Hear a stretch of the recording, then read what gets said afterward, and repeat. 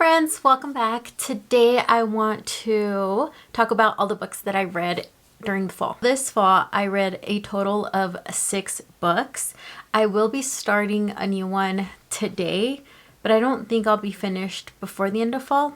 So I'll just include that in the winter books. So go ahead and grab yourself a warm drink and let's get chatting. I will be putting like the pictures of the books here because some of these books were from the library and they have already been long returned. So let's just jump right in. The first book that I read this month is a new to me author. I believe this is their first also debut book.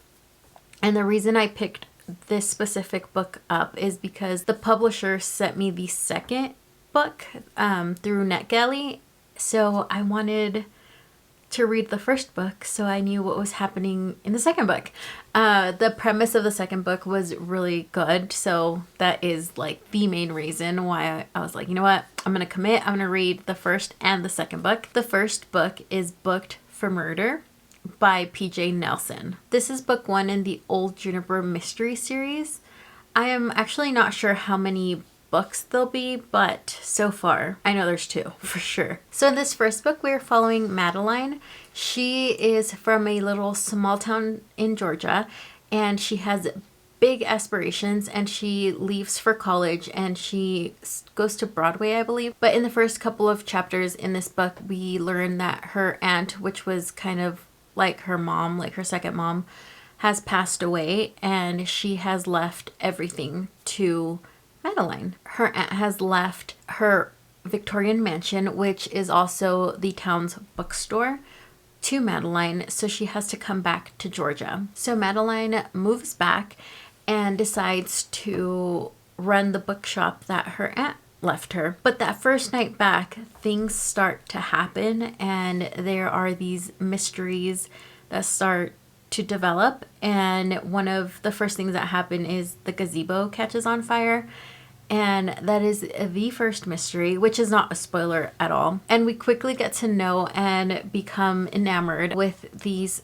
local neighbors, these friends that Madeline has had, and the mysteries just keep growing. And Madeline starts getting these phone calls, these threats, and then there's another fire that happens and just things happen, and she has to find out who the killer is before he claims the next victim. This book series, not just a book, but the series is a cozy mystery, but it's a southern cozy mystery, and it honestly was such a good read. I personally fell in love with the main characters in this book. We quickly learn who the main characters in the series are going to be, and I just fell in love. Like, I still think about these characters till this day. The next book I read was Carmilla by Joseph Sheridan Le Fanu. I hope I'm pronouncing that right. This book was also such an amazing read. This is more of a novella. It's a very short story, and I believe I read it in one sitting. It is so good. It's a classic, and I mean, I haven't really done much research into it, but I believe it's one of the original like vampire stories where a lot of the great amazing works that we know of today have little like inspiration, you know, behind a lot of what we know. I follow this account on Substack called Lit Girl. For the month of October, they did this gothic curriculum and Carmilla was on top of that list, and I decided to pick it up. Guys, if you have not read Carmilla and you aren't into horror, vampires, and classics, I mean, you don't even have to be in classics, no, like just if you're into horror or vampires, like you have to read Carmilla. It's so good. It kept me on the edge of my seat. There were moments where it got a little creepy and I personally started to feel uncomfortable, and I loved that in a book. That is, if a book could make me feel uncomfortable like that, yes, I love that book. So Carmilla is probably going to be one of my top favorite books of the year because it was so good, and it's a classic, but it does not read like a classic. Let me just go ahead and say that. It does not read at all like a classic. In it, we're following, well, I kind of don't want to say too much what it's about actually, but we follow Laura. She had a childhood dream and she dreamed of this person. And years later, there's an accident on the side of her dad's house and a carriage overturns and stuff. And the woman that's laying there is the woman from her dream from when she was younger. So her dad takes this, injured person in, and I mean, things just start happening, honestly. And there's just so much also that's not said, I feel like, in this book. There's a lot of things that are implied, and one of them is, actually, I'm not going to say it because I don't want to give anything away, but Laura starts to find this woman, Carmilla, irresistible. Like, her company, she just wants to be around her. She wants to, just do things with her, and it's just so good. It is very, very haunting. Yeah, please read Carmilla. It's so good. I feel like I always say it's just, everything is so good, but this is definitely one of my favorite books of the year. I kind of want to reread it again just because I loved it so much, but I do have to buy it because this was also a library book and I don't have it anymore. So I have to buy it because I definitely do want this book in my collection. It's just so haunting, and I still think about this book almost every single day. And after reading Carmilla, I read book number 2 in the Old Juniper Bookstore series, and that book is All My Bones by PJ Nelson. And at this point, it's already been published. So it came out December 2nd of this year. And it's just a continuation of the first book in the sense that we pick up where, like, a few months after the events of the first book took place, but then there's a new mystery and we get to meet another character. And I loved this new character. Again, I'm not really going to go into depth into this book just because at the beginning, it does give away the ending of the last book. And that's kind of what sets up this specific book. But you just become so involved in their day-to-day lives, not just the mysteries. I have a difficult time remembering what happened in the first book compared to like the second book. To me, it's just one big story. And I love that. I love series where it doesn't feel like there's like a break, like it's just kind of continuous, and it's so good. Like, the mystery in this one I feel like was a little bit more intense. The fourth book I read was The Well of Ascension by Brandon Sanderson. This is book 2 in the first Mistborn trilogy, and this one we pick up a few, I don't remember at this point if it was weeks or months after the ending of book 1. But we are back with Vin and her crew and where things are at after the ending of book 1. Again, I can't say much because I don't want to give anything away. This one is definitely more intense in the sense of information that you learn. This is definitely more world building. There is still fight scenes and all of that. I was about to say something that I think gives it away, but there's just fight scenes, okay? And there is also a lot of character development, and I was not expecting that. There is character development for a few characters, and I personally enjoyed it. I do like where their growth is going and where it's taking them, but the ending of this book definitely left me feeling anxious, like very, very anxious. And there's one more book in this trilogy, so I have faith that I'll have a lot of my questions answered in the next book, but this book did leave me feeling uneasy, and I'm okay with that. And the fifth book that I read was A Discovery of Witches by Deborah Harkness. This is book 1 in the All Souls series. This was a book that was part of a book club of another booktuber, Christy. I don't know her last name. It's her Patreon book club, and I personally liked it. Like, I really, really, really enjoyed this story. However, I don't know if I'm gonna continue because it's 5 books that I have to read, and they're not little books. They're significantly chunky books. So I don't know. Like, I do still think of these characters in this book, but I don't know if I want to commit to another series. I don't know. Like, even just like saying it out loud, like part of me is like, yes, like do it, like commit, because I really did enjoy the story and the characters, but I don't know. If you've read this series and are way more invested than just book one, please let me know if it's worth it, if it's worth investing that much time into it, because I'm still debating that, honestly. But anyways, I digress. This book, we are following Diana Bishop. She is a witch, but she is fighting everything within her to not be a witch. She had a traumatic event happen to her where she realized that being a witch was dangerous and she just didn't want any part in it.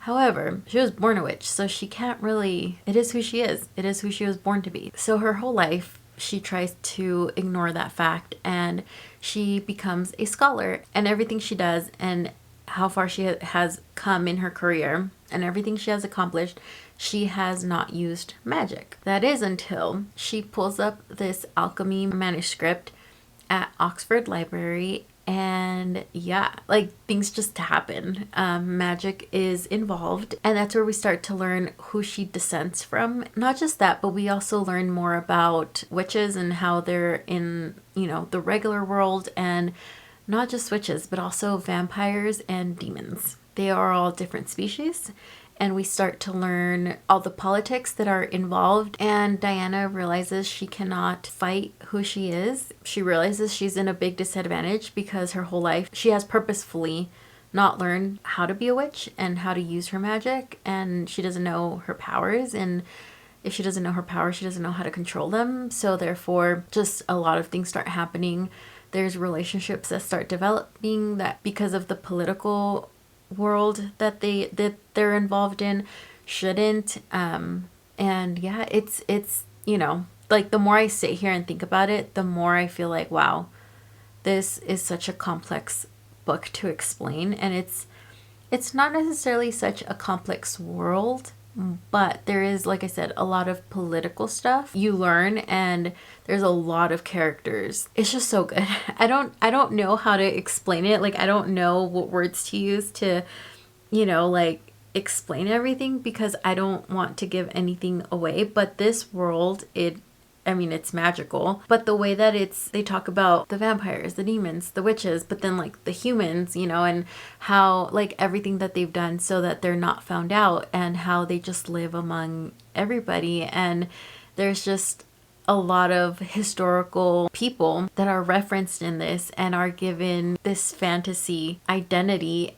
within this book, and it's fun. It's really fun. And honestly, I think I'm convincing myself to continue this series because it's really good. There's a lot of suspense. There's a lot of magic. There's a lot of paranormal stuff, and there is romance. It's very complex. I think it took me like 3 weeks or close to the month to read it, just because it's so dense and there's just so much information. The first book was worth it, and like I said, I'm convincing myself, I think, to continue the series. And it's just one of those that I might just have to read here and there and just take my time and enjoy the story, right? Because you're learning the magic, like her powers and her magic, as she's learning it. So it feels like you are Diana, and I personally like that book. It kind of reminded me of Harry Potter, not the world building, none of that. In the first book, The Sorcerer's Stone, like you learn that he's a wizard when he finds out, and everything is new and you're learning everything with him. That's kind of how this book felt, and I personally liked that. And the last book that I read was Genesis by Bernard Beckett. This book was a dystopian sci-fi, and it's a novella. I shouldn't say book. It's a novella. We enter this post-apocalyptic world, and Annex is the main character that we are following. She is interviewing to become part of the academy, and the academy is in charge of, it's basically like their government, basically. And the position that Annex is trying, is interviewing for is for like a historian. In order to prepare to enter the academy, she has studied deeply a person of her choosing, and the examiners start questioning her. Throughout these interviews, you learn the history of what happened that ended the last world, I guess you could say, and how this new academy and this new world took place. You also start to learn that at one point there was this question of what does it mean to be human? Because there is artificial intelligence involved. There's that battle of like what makes a person a human, but then why can't like a robot or AI, why can't that be human as well? It's intense. But there are some twists that I was not expecting, but I think I was more shocked at the ending because I don't know. It's sci-fi, but there's a lot of current events in 2025 that kind of mirror stuff that happens in this book, which is weird. This book was written in 2010, so 15 years ago. And when I say mirrors, it's not necessarily AI, although I'm sure there are right now AI robots being tested and all. I'm pretty sure, but it's other stuff. I think I'll just go ahead and say, I guess, politically that have happened that, you know, kind of mirror what happens in Genesis. I'll just say that. And it's like a philosophy dystopian sci-fi, I guess. But yeah, what does it mean to be human? You know, can a machine achieve consciousness? I mean, those are the hard-hitting questions. Those are the books that I read in the fall. I'm really happy with the books that I read. They were good books, and yeah, I'm excited for winter. Be on the lookout for my winter TBR. I'll be posting my winter TBR soon, so be on the lookout for that. But in the meantime, I hope you guys have a great rest of your day, of your week, and your month. I'll talk to you guys soon. Bye.